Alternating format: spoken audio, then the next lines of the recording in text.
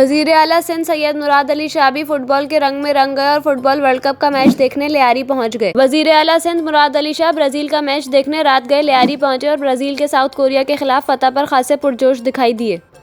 इस मौके पर वजीर आला सिंध के हमरा मुर्तज़ा वहाब भी मौजूद थे, जहां दोनों शख्सियात ने ब्राज़ील का मैच नौजवानों के साथ ज़मीन पर बैठकर देखा।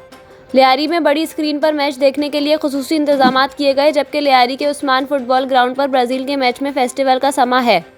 बड़ी स्क्रीन पर ब्राज़ील का मैच देखने के लिए लियारी में जोशो खरोश उरूज पर रहता है। एक अंदाजे के मुताबिक 7,500 से 8,000 का मजमा ब्राज़ील का मैच देखने जमा हुआ। ब्राज़ील का मैच देखने के लिए लियारी के अलावा दूर दराज के लोग भी जमा हुए।